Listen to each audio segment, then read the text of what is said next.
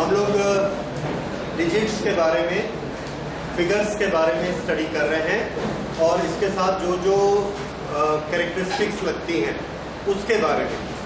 जैसे कि आज हम पढ़ेंगे कि जब हम एक रीडिंग लेते हैं और एक क्वांटिटी को लिखते हैं तो उसमें कुछ डिजिट्स रिलायबल होती हैं और कुछ नॉन रिलायबल होती हैं।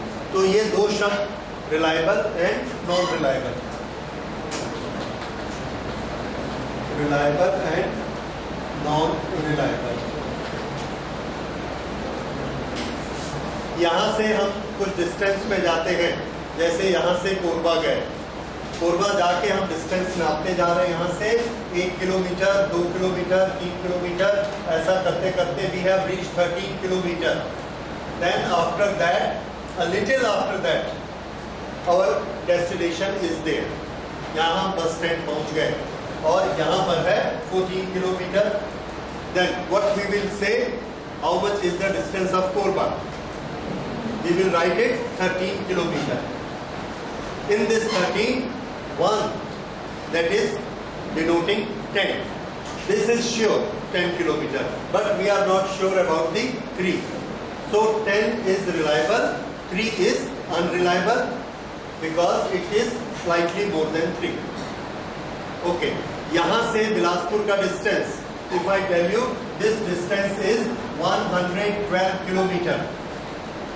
What is sure? 100 is sure, 10 is sure, 2 is not sure. ये 2 का 2.25 भी हो सकता है, 2.25 भी हो सकता है।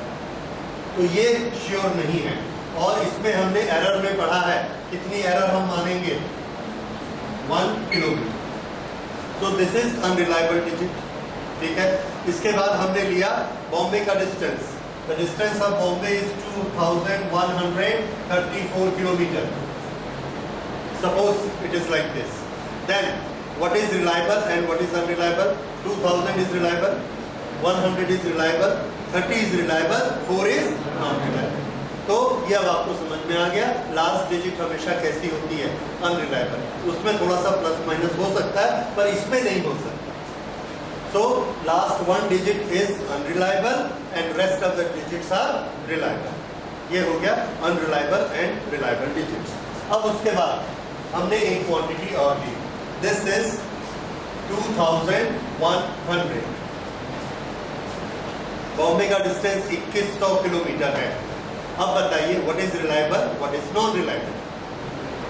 तो आंसर है, ये तो हमने 100 बोला है और हम गिनती कैसे कर रहे हैं? 2000, 2100, 2200, 2300, आउट ऑफ दैट हमने किसको सेलेक्ट किया? 2100। सो 100 का हमारे लिए सिग्निफिकेंस नहीं है। सिग्निफिकेंस किसका है? 1 और 2। इसमें रिलायबल कौन, अनरिलायबल कौन? This is reliable and this is unreliable. और ये तो खाली हमको मल्टीप्लिकेशन बताता है कि 100 से मल्टीप्लाई किया। एक्चुअल क्वांटिटी हमने क्या बताई? 2 और 1। ठीक है। जैसे दिल्ली का डिस्टेंस 1800 किलोमीटर, कलकत्ता का डिस्टेंस 700 किलोमीटर, बॉम्बे का डिस्टेंस से 2100 किलोमीटर। लाइक आप देख रहे हैं ये 100 सब में लग रहा है। इसको हम चाहें तो क्या लिख सकते हैं? 10 to the power 2। लेकिन हमारा एक्चुअल कंसर्न किसका है? 18, 7 और 21। उससे हमारा एक्चुअल कंसर्न है। तो इसमें अनरिलायबल कौन से होंगे? 8, 7 एंड 1। और रिलायबल कौन है? 1 एंड 2। ठीक है। तो ये है reliable digits and unreliable digits. अब सिग्निफिकेंट फिगर्स पे आते हैं। सिग्निफिकेंट फिगर्स किसको कहते हैं? Significant means important to us and that makes the difference. अभी हमने यहाँ पे 3 क्वांटिटी देखी, 1800, 2100, 700. This is 13,100 like this. इसमें आप सब में देख रहे हैं which is not important to us, 100. It does not mean anything. It means 100. पर हम उसकी तरफ ध्यान नहीं देते क्योंकि वो हर एक में। और ये एक अप्रॉक्सीमेशन है, और ये हमको बताता है कि हमारी अटेंशन किसकी तरफ ज्यादा है, 21 की तरफ। 100 तो सभी है, तो ये 2100 में 1 is important, 2 is important, but 00 is not important to us. क्यों? वो सिर्फ 100 को बताने के लिए है कि क्वांटिटी कितनी बड़ी है। तो ये क्वांटिटी कितनी बड़ी है? This quantity is in hundreds, सैकड़ों में बड़ी है। अब अगर आप बाजार से केले लेने गए तो एक ने आपको, एक रिलेटिव ने ऑर्डर दिया मेरे लिए 5 दर्जन लेके आना, दूसरे ने ऑर्डर दिया मेरे लिए 8 दर्जन लेके आना, तीसरे ने बोला मुझे 12 दर्जन लेके आना। तो आप किसको याद रखते हैं? 5, 8 और 12। डजन तो सब है, तो डजन हमारे लिए सिग्निफिकेंट नहीं है। हम सिग्निफिकेंट किसको मानते हैं? 5, 8 और 12 मल्टीप्लाइड बाय 1 डजन सबके साथ। इसी तरह से यहाँ जो क्वांटिटीज हैं उसमें कौन इंपॉर्टेंट है? 18, 21, 7, 131, 100 तो सब। तो इसमें हम बोलेंगे सिग्निफिकेंट फिगर्स हैं 1, 3 एंड 1। 0, 0 are not significant. ठीक है, तो ये होते हैं सिग्निफिकेंट फिगर्स। रिलायबल अनरिलायबल में इसको देखिए, this figure is unreliable, last and these are reliable. So significant figures are reliable digits plus unreliable digit plus 1 unreliable digit. ये दोनों मिला के क्या बनते हैं? Total number of significant figures. अब एक क्वांटिटी है 125, इसमें 1, 2 और 5 तीनों फिगर्स सिग्निफिकेंट हैं। So how many significant figures are there? Answer: there are 3 significant figures. There are 3 significant digits. Now if I write 120, then I will say there are 2 significant figures. If I write 100, there is 1 significant figure. This only shows the magnitude, the order, the volume. So significant figure इसमें कितने माने जाएंगे? 1. इस तरह से significant figures कितने लेने हैं उसके लिए हमने छोटे छोटे रूल्स बनाए हैं। वो रूल्स अब आप नोट करिए, मैं आपको बताता हूं।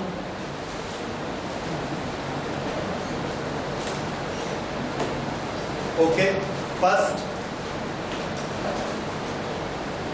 इसका टाइटल दीजिए rules for counting significant figures. Rules for counting significant figures.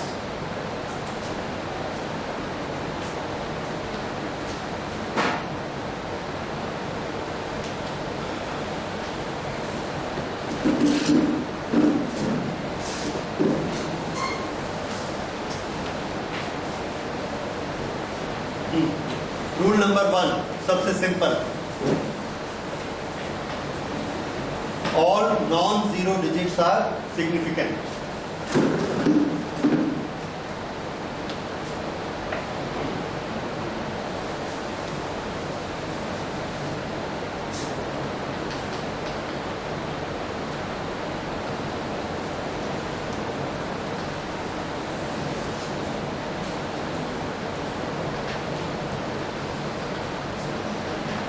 एक क्वांटिटी हमने लिखी 135, ये सभी नॉन जीरो हैं, तो ये सब के सब सिग्निफिकेंट माने जाएंगे। How many significant figures are there? Answer 3।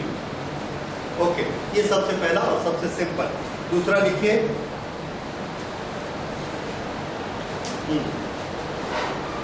In a whole number, in a whole number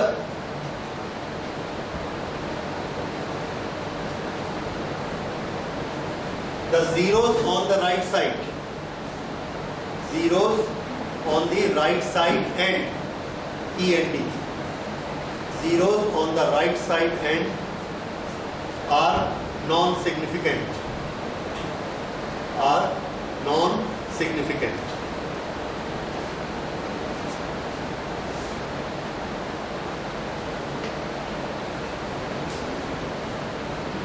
Okay. Zeros on the right hand side at the end, last में 0, 0, 0 जितने भी लगाते हैं सबको क्या मानना है? Non significant. तो सिग्निफिकेंट कौन कौन है? 5, 4, 3 and 1 कितने फिगर हैं? 1, 2, 3, 4. तो सिग्निफिकेंट फिगर्स आर 4. ये सिग्निफिकेंट फिगर्स इसमें 4 हो गए. ये दूसरा रूल समझ में आ गया. ये नंबर कैसा होना चाहिए? होल नंबर होना चाहिए. आगे देखिए, अगर होल नंबर नहीं होगा तो नेक्स्ट लिखिए, all the zeros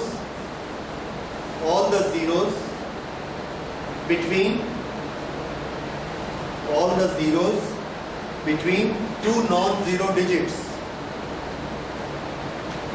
All the zeros between two non-zero digits are significant.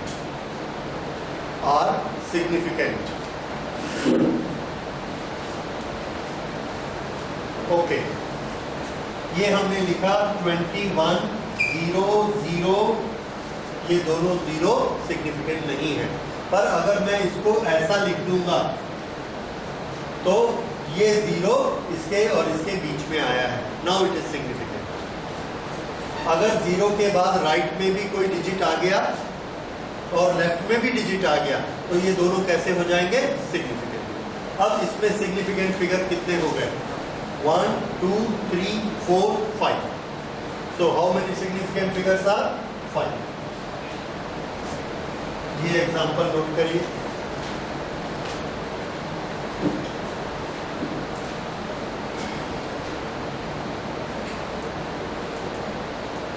फिर से, if the number is 0, 0, 1, 2, 3, कितने significant figures? This 0 has no meaning, क्योंकि इसके इधर कुछ नहीं है. तो कितने सिग्निफिकेंट फिगर लेने हैं? 1, 2, 3. 3 सिग्निफिकेंट फिगर्स. फिर से देखिए, 1, 0, 0, 1, 2, 3. अब कितने हो जाएंगे? 6, क्योंकि ये दोनों जीरो बीच में है. 6. यही हमने यहां भी बनाया था. 2, 3, 0, 0. कितने लेने हैं? 2. ये दोनों. 2, 3, 0, 0, 1. 1, 2, 3, 4, 5. जीरो के मतलब समझ में आ गए? शुरू में अगर सिर्फ जीरो है, इधर कुछ नहीं है, सिग्निफिकेंट नहीं होंगे. लास्ट में जीरो है, इधर कुछ नहीं है, तो भी सिग्निफिकेंट नहीं होंगे. लेकिन अगर इसके आसपास दोनों तरफ नंबर आ गया तो सिग्निफिकेंट हो गया. Is this point clear? अगर डेसिमल भी आ गया तो भी सिग्निफिकेंट है. जैसे 200.1, तो ये तो इधर डिजिट आ गए, so these are important. अगर मैं इसको लिख दूंगा 200.0, even then it is important because unreliable figure हमारा ये है. All these are reliable. So decimal shows that we have done the measurements, we have done the calculation up to first place of decimal. इसका मतलब ये पक्का है कि ये जीरो important है. This is not approximate, this is not rounded, so this is significant. तो इसमें 200.0 इसमें लिखिए सिग्निफिकेंट फिगर 1, 2, 3. ये 3 सिग्निफिकेंट फिगर. ये एग्जांपल में नोट कर लीजिए. 200.0 सिग्निफिकेंट फिगर 3. सब एग्जांपल नोट करिए, क्योंकि अभी जब टेस्ट में मैं पूछूंगा आना चाहिए. इधर का जीरो कैसा सिग्निफिकेंट फिगर देता है अलग अलग चीज में, उसका रीजन भी समझते जाइए कि क्यों हुआ. नहीं समझ में आता है पूछिए. ओके, ये हो गया. इसके बाद अगला रूल लिखिए.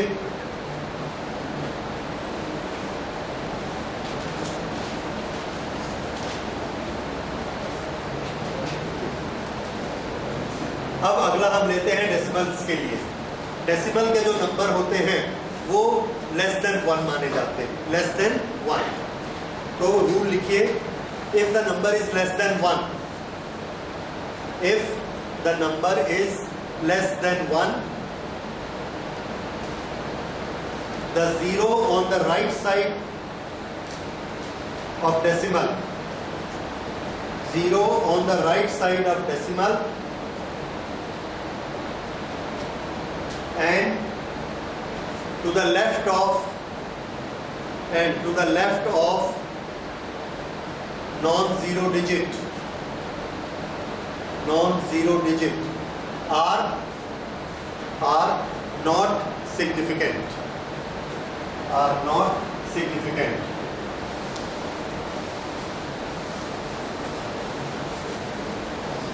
This means if I write a number point less than 1, so 0 point. 0 लिखा हो तो भी less than 1, नहीं लिखा हो तो भी less than 0.00102. ओके, अब थोड़ा शब्द मिलाइए. Zeros to the right side of the decimal, to the left side of a digit. ये वाले दोनों जीरो की बात कर रहा हूं. आपके सेंटेंस में पढ़ के देखिए क्या लिखा है सेंटेंस में. If the number is less than 1, zeros on the right of decimal ये सब जीरो है. लेकिन कौन से चाहिए? To the left of first non-zero digit.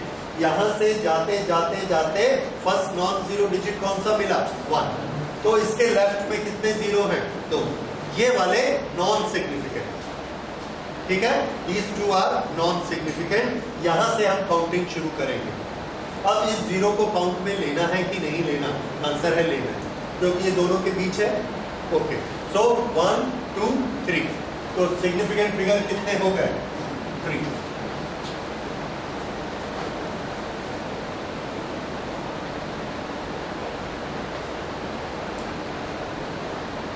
इसमें कितने सिग्निफिकेंट फिगर है? 1. तो जितने भी जीरो लगे हो, अगर इसके इधर कुछ नहीं है तो ये वाला सिर्फ सिग्निफिकेंट फिगर लिया जाएगा. दिस है सिग्निफिकेंट फिगर 1. अब अगला रूल देखिए. नेक्स्ट, अगर इसके इधर होल नंबर आ गया, जैसे 2.00007, अब हमारा नियम पहला वाला लग जाएगा. सभी जीरो 2 डिजिट के बीच में हैं, इसलिए सिग्निफिकेंट हो गए. अब इसमें सिग्निफिकेंट या इंपॉर्टेंट फिगर्स कितने हो गए? 1 2 3 4 5 6. So there are 6 significant digits in it.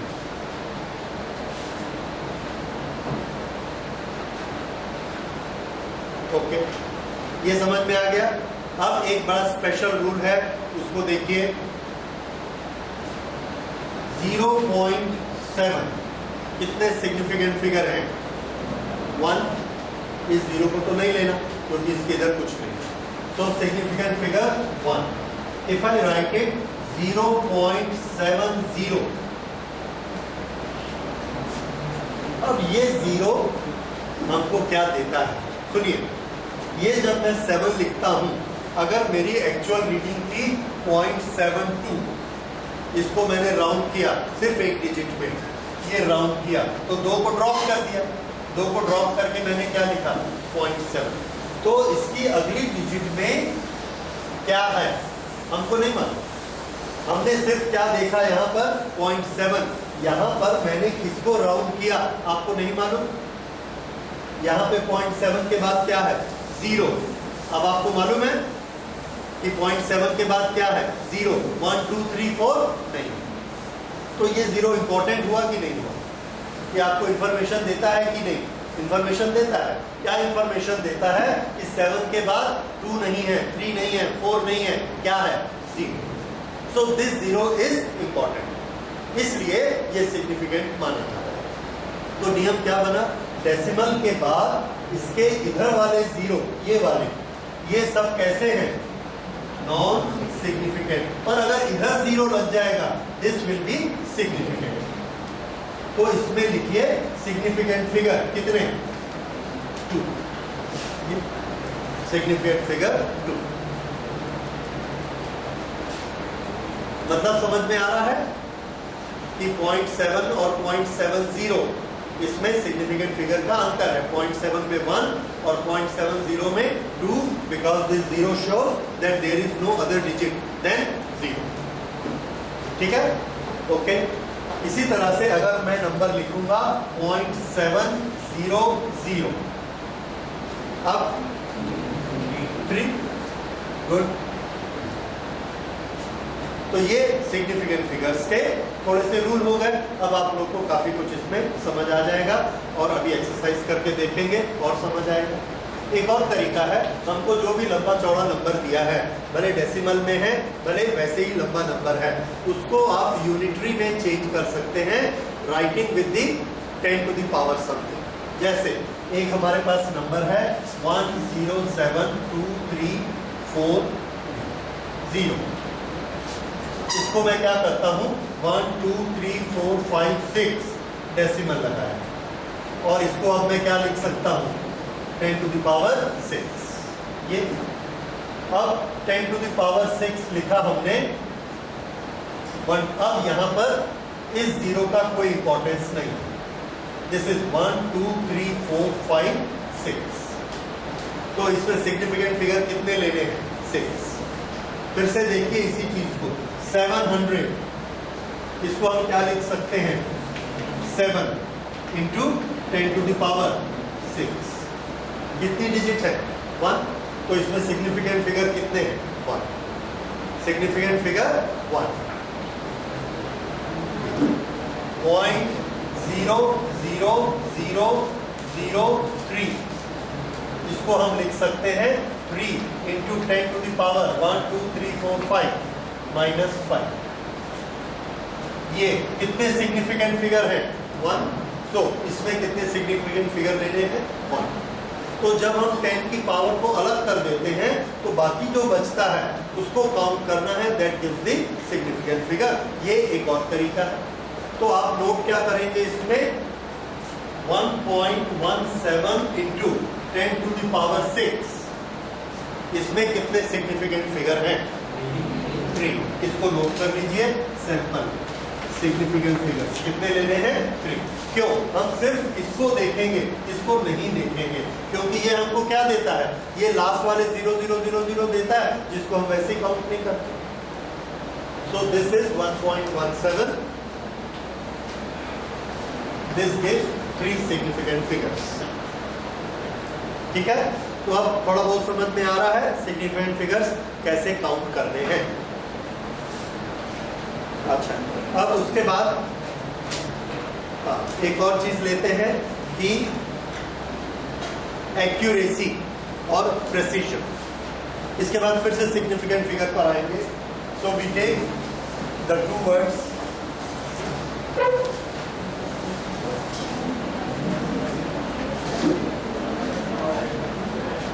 accuracy and precision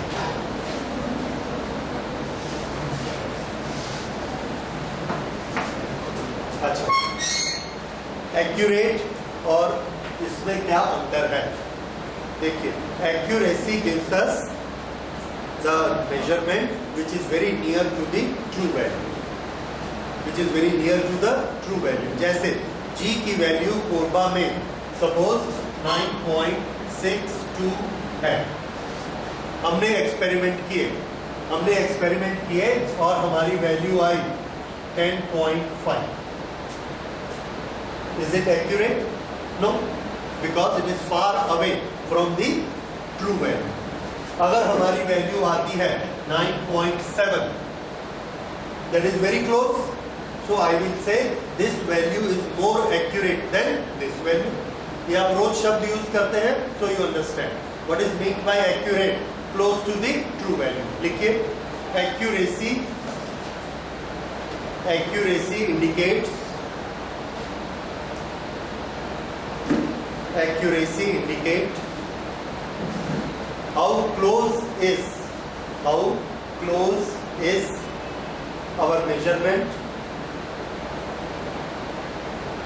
how close is our measurement to the true value.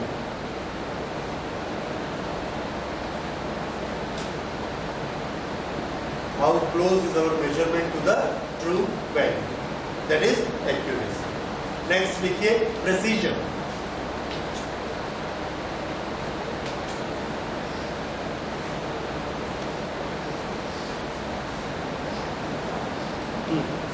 Precision is measured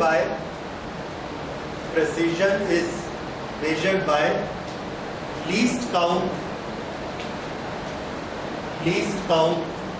of the measuring instrument,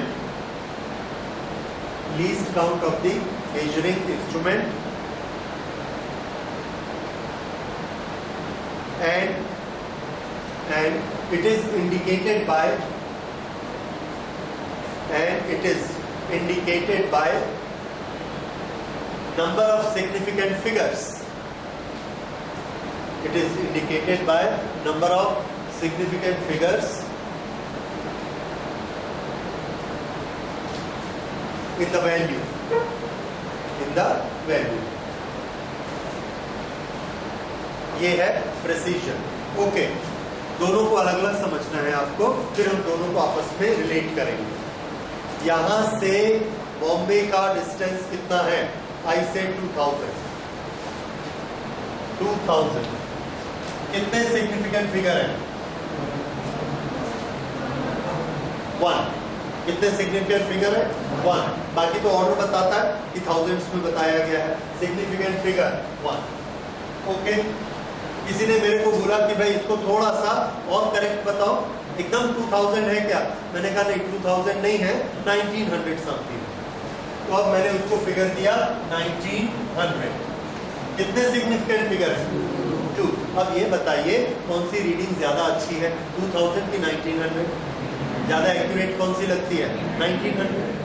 ठीक है. अच्छा, उसने बोला थोड़ा सा और करेक्ट बताओ. मैंने बोला 1940 के आसपास. ठीक है, 1940. कौन सी ज्यादा प्रिसाइज है? 1940 ज्यादा प्रिसाइज है. ये समझ में आ रहा है आपको? 2000 एक रफ फिगर था, 1900 उससे ज्यादा करेक्ट है. उससे ज्यादा करेक्ट क्या है? 1940. इसमें सिग्निफिकेंट फिगर कितने हैं? इसमें सिग्निफिकेंट फिगर 3. तो ये 3 सिग्निफिकेंट वाला ज्यादा प्रिसाइज कहलाएगा. क्या कहलाएगा? ज्यादा प्रिसाइज. अब बोले कि नहीं, तुम्हारा घर कितना दूर है? इस घर से, कोरबा वाले घर से बॉम्बे वाला घर कितना दूर है? हम बोले अगर एकदम हम कार में जाएंगे, किलोमीटर नापेंगे, this will come to 1943 kilometre. ये कैसा हो गया? और ज्यादा प्रिसाइज है. तो मैं इसमें क्या चेंज करते जा रहा हूं? प्रेसिजन. क्या चेंज हो रहा है? प्रेसिजन. इससे ये ज्यादा प्रिसाइज है, इससे ये ज्यादा प्रिसाइज है, इससे ये और भी प्रिसाइज है. ठीक है. जैसे आपने कहा कि टीवी कितने का आता है, कलर टीवी जो हम मार्केट में देख के आए, हमने कहा कि 10,000 रुपए ले आना, मिल जाएगा. आप बोले नहीं, उसको सही सही बताओ, पूरा 10 लाना पड़ेगा. तो दुकानदार ने कहा ठीक है, पूरा 10 मत लाना, 9,700 ले आना, काम हो जाएगा. तो 9,700 ज्यादा प्रिसाइज रीडिंग हो गई. उसमें कितने सिग्निफिकेंट फिगर है? 2. हमने बोला नहीं, मैं पूरा चेक लिख के दूंगा, कितने का दूं? तो बोले ठीक है, 9,750 का दे. तो ये और ज्यादा प्रिसाइज हो गया. कितने सिग्निफिकेंट फिगर हो गए? 9,753. तो आप देखते हैं जैसे जैसे सिग्निफिकेंट फिगर बढ़ते जाते, प्रिसाइजनेस बढ़ते जाती है. तो प्रिसाइजनेस किस पर डिपेंड करती है?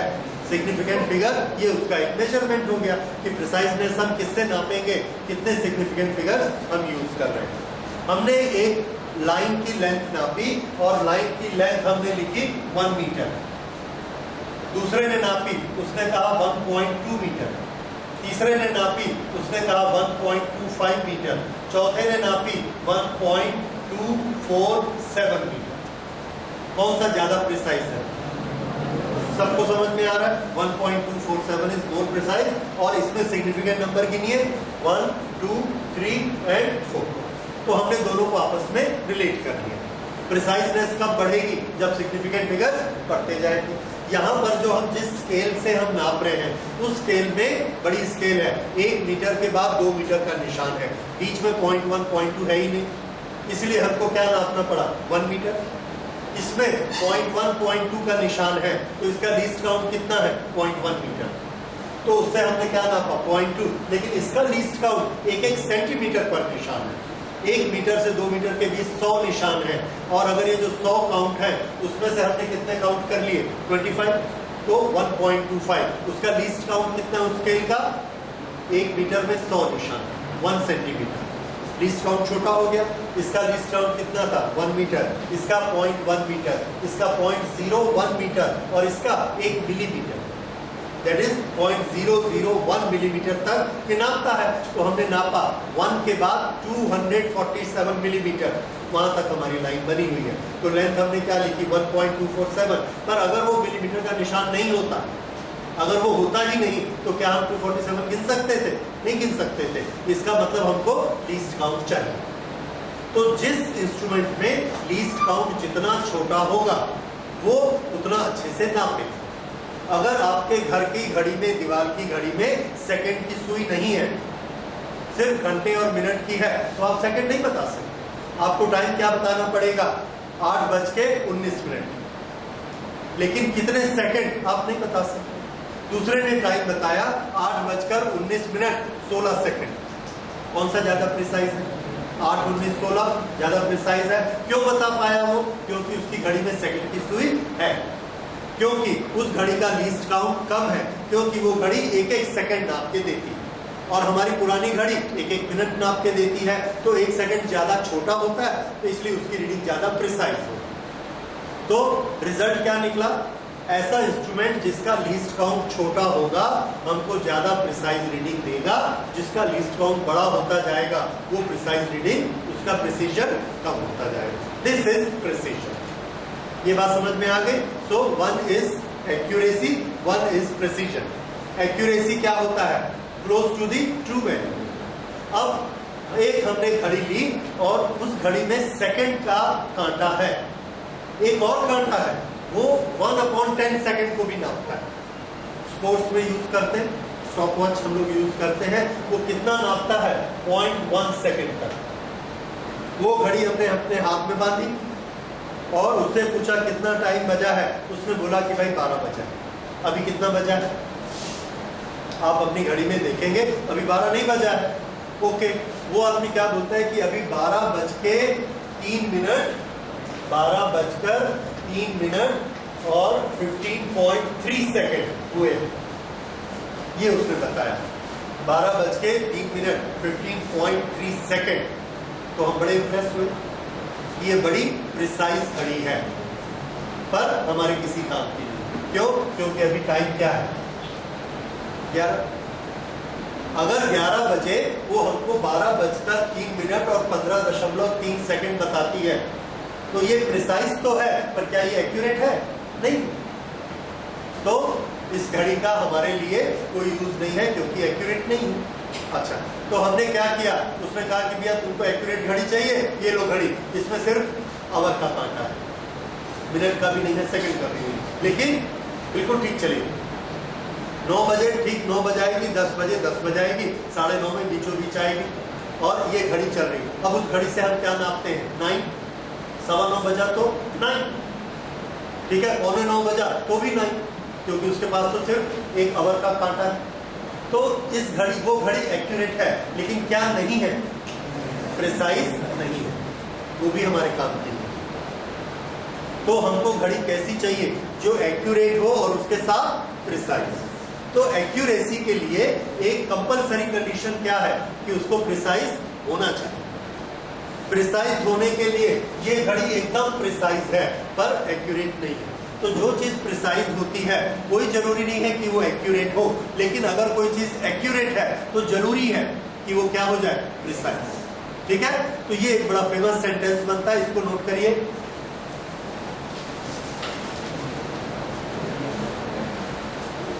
It is necessary that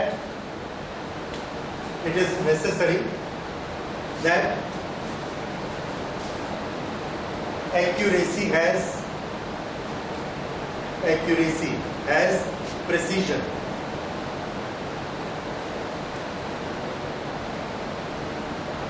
Though it is possible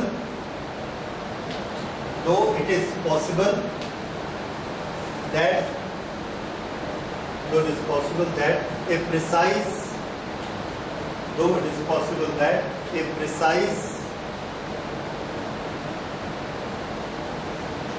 observation may not be accurate.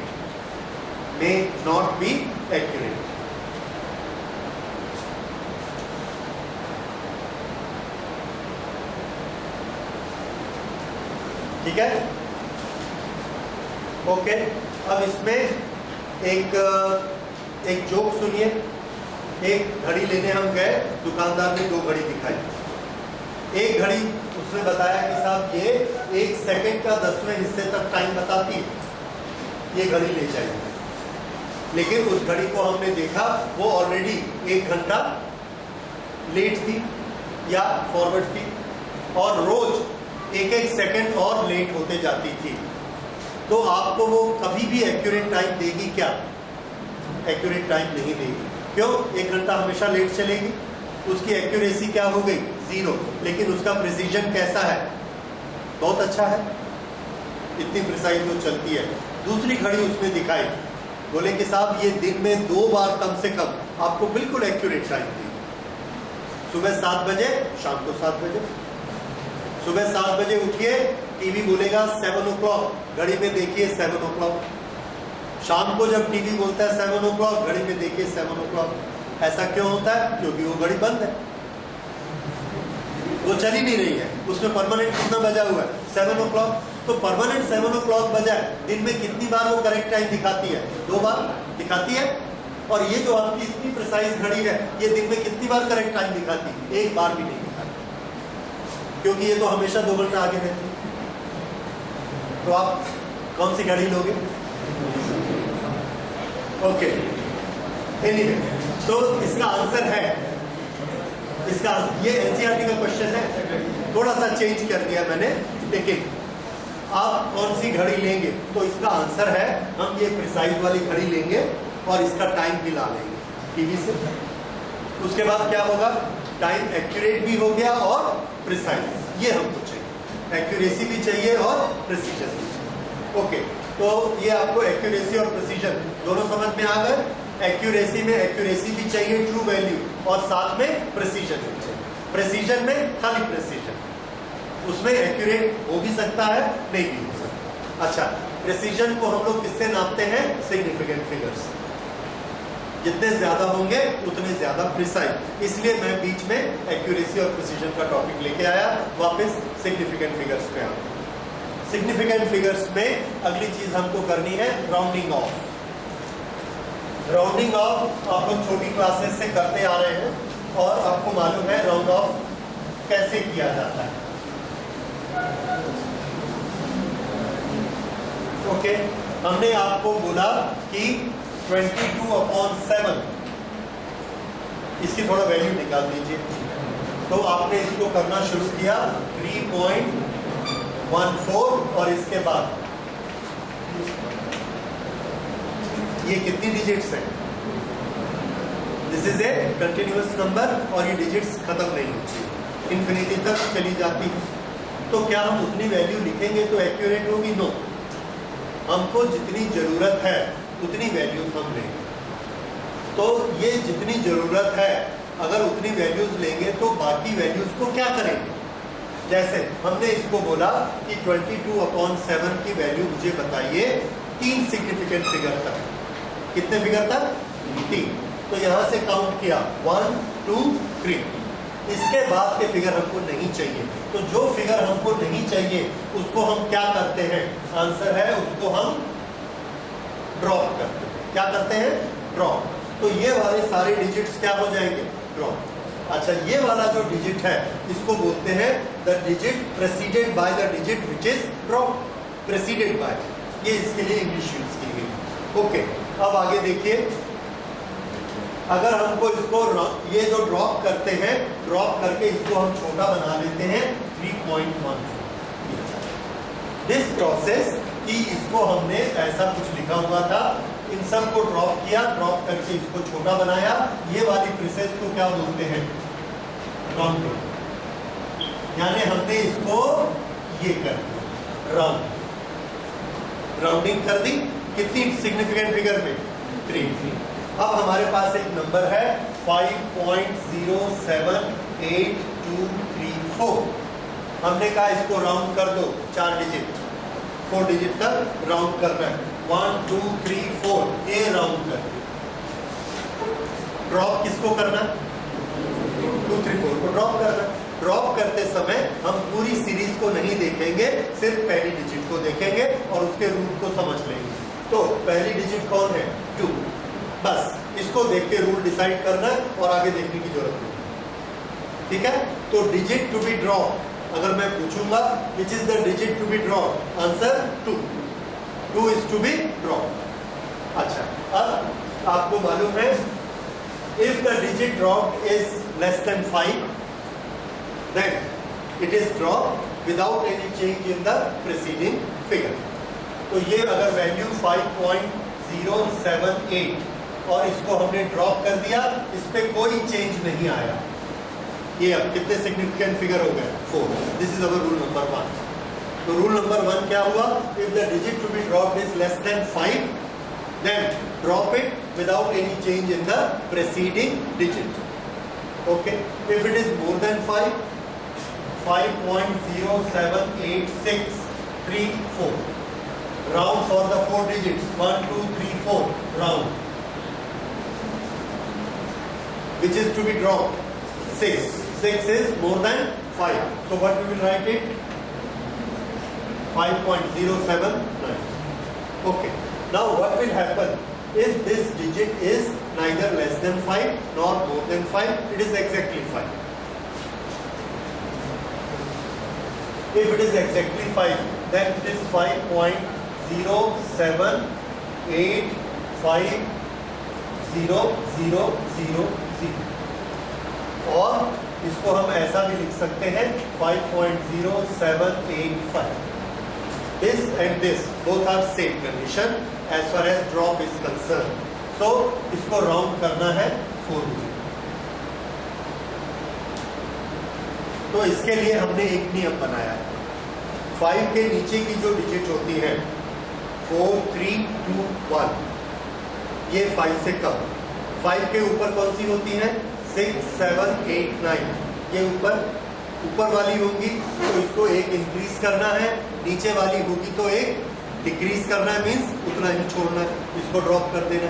पर ये बीचों बीच है, तो बीचों बीच है तो दोनों में झगड़ा हुआ कि मुझे बढ़ना है कि मुझे नहीं बढ़ना। एक बोलता है ड्रॉप कर दो और एक बोलता है बढ़ा दो। तो इसका फैसला मैथमेटिशियंस ने कैसा किया? उन्होंने ऐसा किया कि भाई देखिए, हमारे पास 1 to 10 10 डिजिट होते हैं, 10 डिजिट में 5 ऑड होते हैं और 5 इवन होते हैं। अगर यहाँ पर ऑड डिजिट आता है तो बढ़ाने वाला नियम लगा लो, और अगर इवन डिजिट आता है तो इसको ड्रॉप करने वाला नियम। 5 के लिए बढ़ाने वाला और 5 डिजिट के लिए ड्रॉप करने वाला। किसके लिए बढ़ाने वाला दिया? ऑड नंबर्स के लिए। ऑड नंबर्स होगा तो बढ़ाना है और इवन नंबर होगा तो नहीं बढ़ाना है। अब देखिए 0.0785, 8 इज व्हाट? इवन। तो इसको राउंड करेंगे तो कितना हो जाएगा? 5.078, क्योंकि ये इवन है। अगर इसकी जगह ये 5.0775 होता, राउंड करना है तो इसको ड्रॉप करना है, ये कैसा नंबर है? ऑड नंबर है। अब ये क्या हो जाएगा? 5.078। ये मेथड समझ आया? बस, और कोई स्पेशल नहीं। बाकी दोनों को आपने पहले पढ़े हुए थे। ये वाला एक नई चीज आ गई, इसको नोट कर लीजिए कि अगर कभी एग्जैक्ट ऐसा होगा तो और ऑड नंबर्स, इसको रूल को नोट करिए, टेक्स्ट में लिखिए। If digit to be dropped, if digit to be dropped is 5 or 5 followed by zeros, 5 followed by zeros, then preceding digit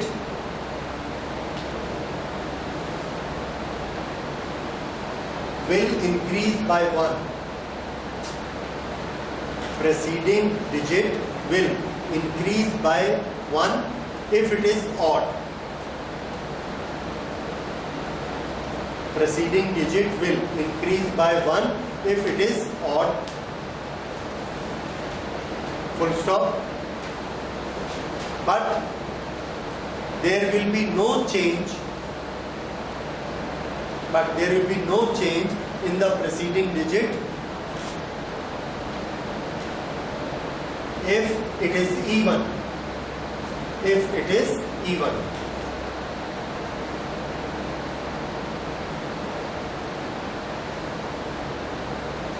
okay, ये राउंडिंग ऑफ हो गया, करेक्ट। अब accuracy, precision, significant figures, rounding off, ये चारों चीजें हो गई। अब हम एक्चुअल ऑपरेशन पे आते हैं जो कि आपके एग्जाम्स में पूछे जाते हैं। एक्चुअल हमको ऑपरेशंस करते हैं, जैसे हमने एरर का प्रोपेगेशन किया था, एरर से ऑपरेशन किए थे, प्लस माइनस मल्टीप्लिकेशन डिवाइड, उसमें सिग्निफिकेंट फिगर्स का क्या होगा।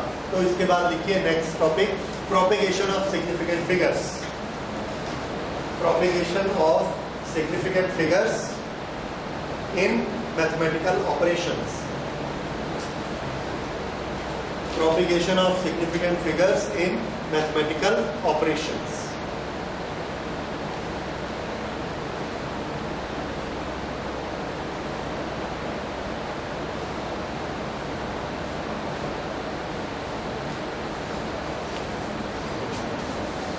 इसको हम दो ग्रुप में बांटेंगे, जैसा उसने किया था, प्लस माइनस के लिए एक रूल और प्रोडक्ट और डिवीजन के लिए एक rule.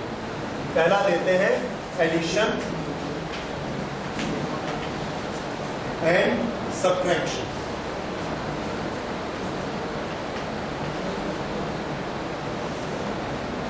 Addition and subtraction, okay. दोनों में हमने क्या करना है, जिस नंबर्स को आपस में ऐड कर रहे हैं या सब्ट्रैक्ट कर रहे हैं, उसमें आप देखेंगे कि डेसिमल के बाद कितने डिजिट्स हैं। Significant figures, significant figures after decimal. हमने उसको ऑपरेट किया, एक आंसर निकाला, फिर उस आंसर को हम राउंड करेंगे। राउंड करते समय हम क्या देखेंगे कि सिग्निफिकेंट फिगर आफ्टर डेसिमल कितने रखने हैं, किसमें, in result. In result significant figure after decimal will be equal to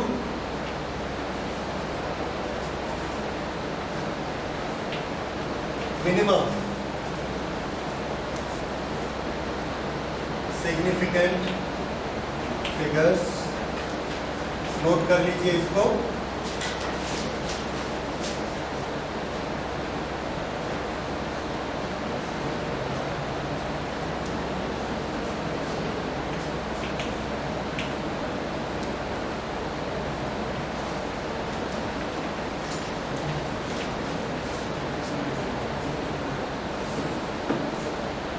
in any quantity that is added.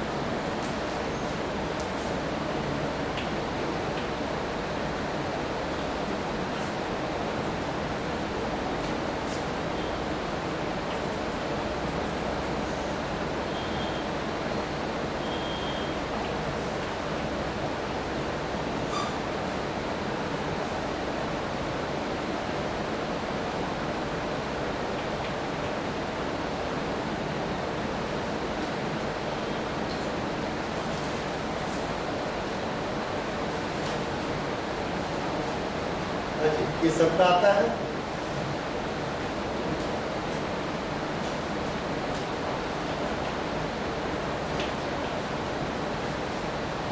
अब जब हम इसका यहाँ तक पहुंच गए सर, हरियर, ओके। अब इधर ध्यान दीजिए, जब हमने इसको ऐड किया तो डेसिमल के बाद कितने फिगर आए, 3। क्या आपको मालूम है कि यहाँ डेसिमल के बाद दूसरा फिगर क्या है? नहीं है। क्यों? क्योंकि किसी ने उसको राउंड करके छिपा दिया है।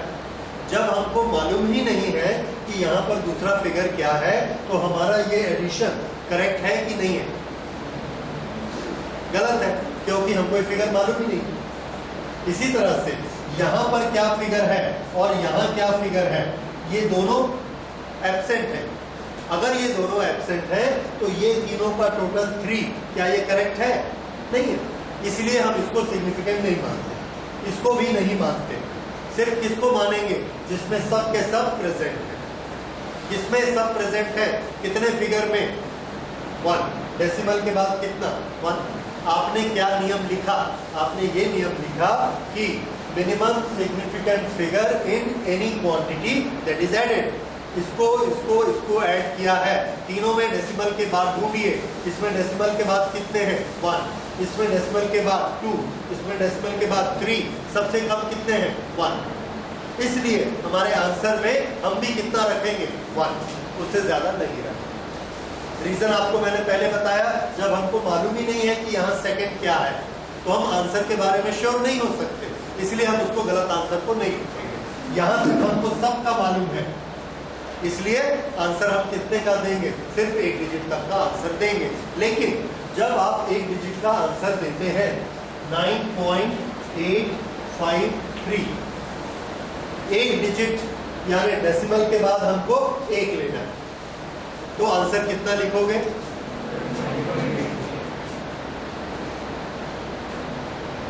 क्यों? जब आप 9.8 लिखोगे तो ड्रॉप किसको कर रहे हो?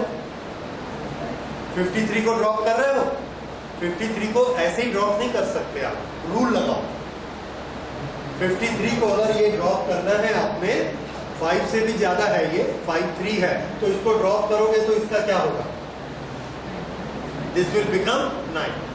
यहां पर आप इवन ऑड का नियम नहीं लगा सकते। क्यों नहीं लगा सकते? क्योंकि ये 5000 नहीं है, ये कितना है? 53। वो नियम किसके लिए था? 5000 या 5 के बाद कुछ नहीं होता तो। लेकिन ये कैसा हो गया? वो 50 था, 50, ये तो 53 है। 53 100 की तरफ झुक गया, उस तरफ वजन ज्यादा हो गया, इसलिए इसको हम 8 को 9 बना देंगे and our answer will be 9.9। तो जब आप डिजिट फिक्स करते हैं तो राउंडिंग का ध्यान रखिए, ऐसे ही मत छोड़ दीजिए, ठीक है? जो रूल है उसको लगाना है। ये एडिशन का समझ में आया, यही रूल हमने सब्ट्रैक्शन में भी करना है। Is this point clear? Okay, तो इसका एक क्वेश्चन बनाइए।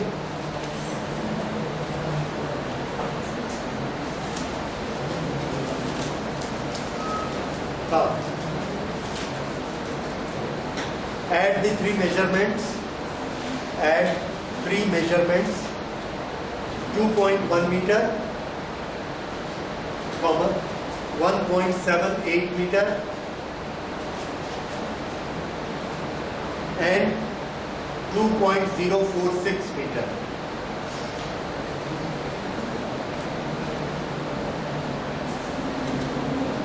ओके, वैल्यू बताइए, टोटल एडअप करके वैल्यू निकालिए।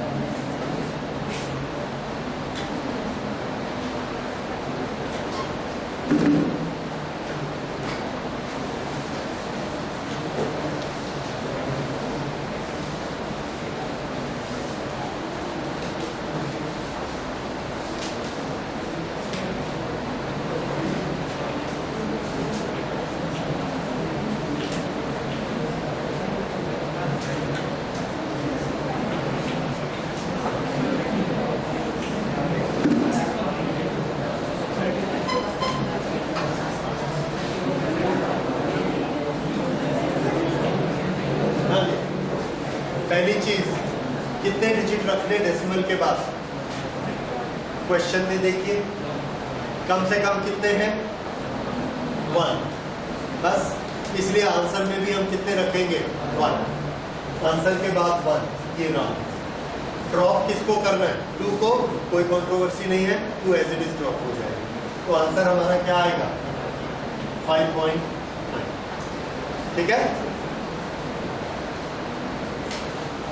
तो ये हमारा आंसर आ गया 5.9 मीटर। तरीका समझ आ गया? ओके, इसमें आप बिल्कुल डरिए मत, संकोच मत करिए, बिल्कुल ठीक है। अगला क्वेश्चन लिखिए, at 8 metre and 30 centimetre, 8 metre and 30 centimetre according to significant figure rules, according to significant figure rules.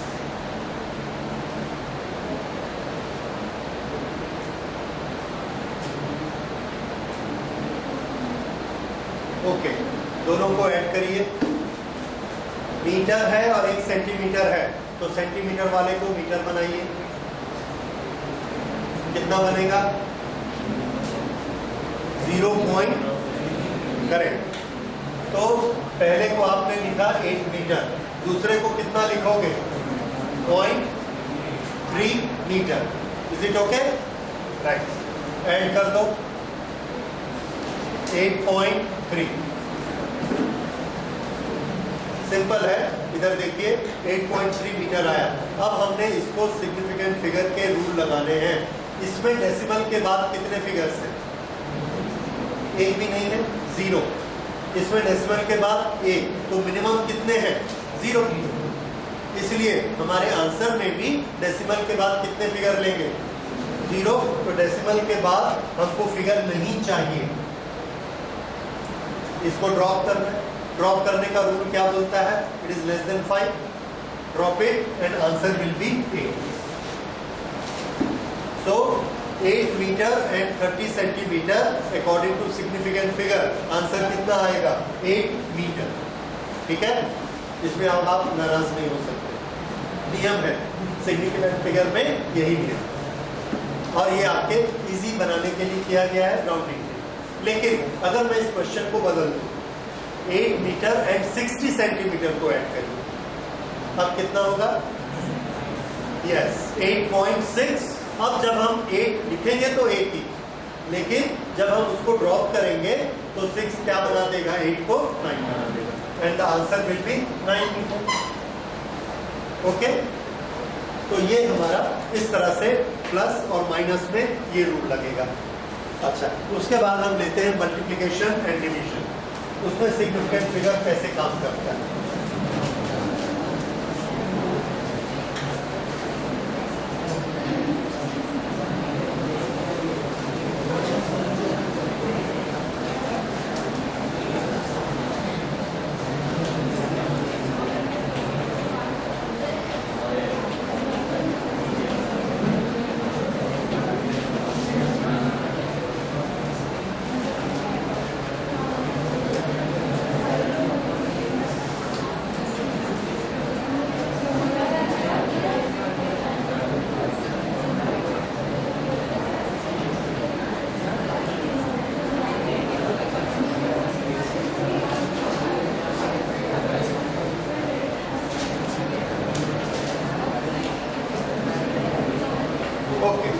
ये वाला हमने किया, आंसर कितना आएगा?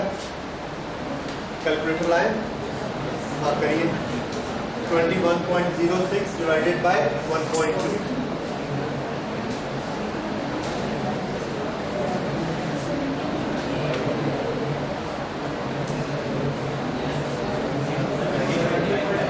हाँ पूरा बोलो। 70.55 और उसके आगे बस क्यों? पूरा कट गया? अच्छा, उसके बाद 0 0 आ रहा है।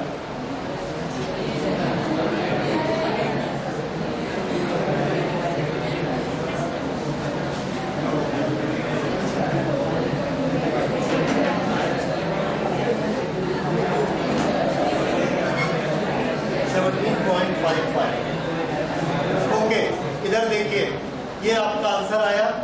अब हमको आंसर कैसे लिखना है उसको समझिए। इसमें हम डेसिमल के बाद वाले पॉइंट नहीं देखेंगे।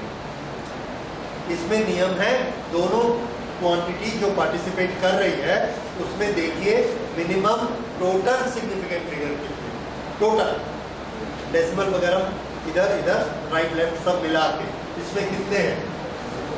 बोलिए 4, इसमें कितने हैं 2, तो मिनिमम कौन सा हुआ 4 की 2 मिनिमम हुए, तो आंसर हम 2 सिग्निफिकेंट फिगर में देंगे। आंसर कितने फिगर में देंगे 2। ये कौन से सिग्निफिकेंट फिगर है टोटल, खाली डेसिमल के बाद वाले नहीं। अब इसमें 2 सिग्निफिकेंट फिगर में राउंड करिए, इधर से गिनना शुरू करना है 1 2, यहाँ राउंड करना है, कितना हो जाएगा 80। This is our answer. तो मल्टीप्लिकेशन और डिवाइड वाले में हम डेसिमल वाला काउंट नहीं करेंगे, क्या करेंगे टोटल सिग्निफिकेंट फिगर्स, जो क्वांटिटीज पार्टिसिपेट कर रही हैं उसको देखेंगे। ये ऐसा है, ये ऐसा, अगर ये 1.21 होता तो ये हो सकता है ऐसा हमारा आंसर आता। फिर हम क्या करते 1 2 3, तो आंसर कितने में देते ये, तब हमारा आंसर क्या आता 17.5, क्योंकि इसमें टोटल कितना है 3। तो ये थोड़ा सा अंतर है। फिर से याद दिलाता हूँ, जब ऐड और सब्ट्रैक्ट करेंगे तो सिर्फ किसको देखना डेसिमल के बाद वाले को, ठीक है। और जब मल्टीप्लाई और डिवाइड करेंगे तब किसको देखना टोटल, जो मिनिमम टोटल होगा वही मेंटेन करना है हमको आंसर। ओके, अब इसका लिखिए एक्सरसाइज। ओके, पहले इसको टेक्स्ट में लिख लीजिए रूल को। इन मल्टीप्लिकेशन और डिवीजन, इन मल्टीप्लिकेशन और division the final result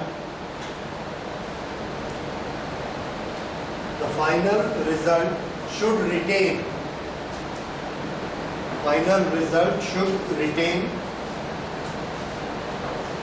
as many significant figures as are there with the number having minimum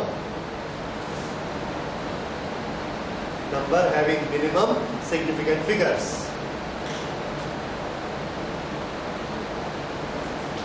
okay, ये लिखा है, इसको रखने की जरूरत नहीं है, क्योंकि कभी भी रूल को लिखने के लिए आपसे नहीं पूछा जाएगा, हमेशा उसका एग्जांपल दिया जाएगा और आपको सॉल्व करना है। इसलिए शब्दों के पीछे मत भागिए, उसके मीनिंग को समझिए और उसको प्रैक्टिस करिए। ओके, लिखिए x is equal to 3.8, y is equal to 0.125, x is equal to 3.8, y is equal to 0.125. Then what is the value of xy?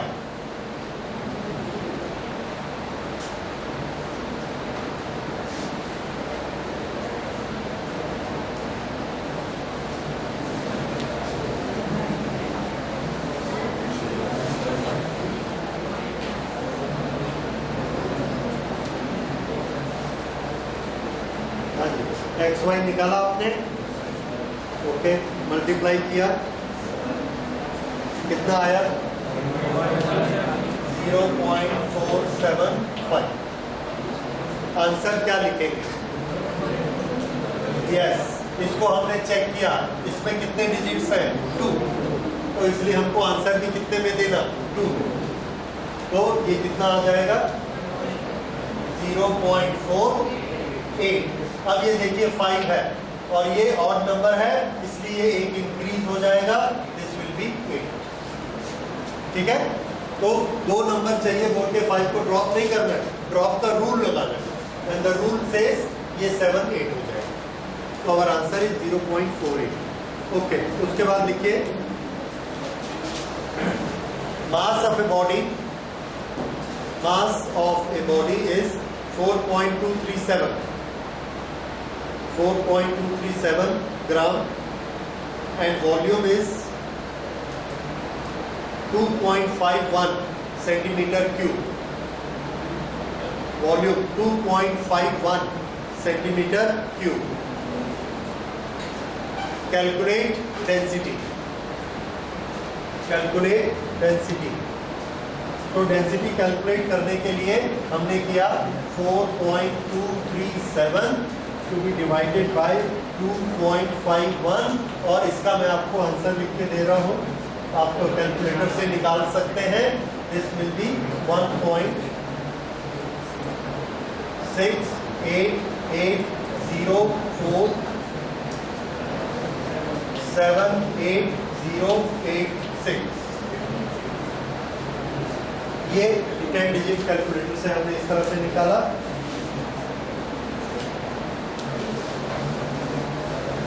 Now, how much will you write the density? कितने digit तक लेंगे? 3।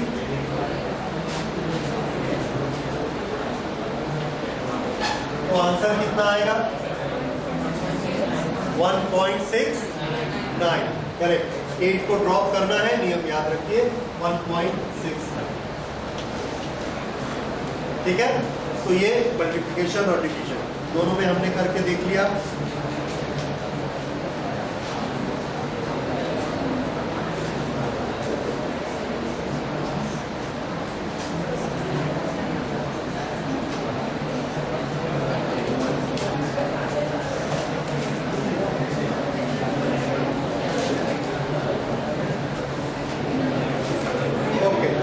So this is all about significant figures and errors।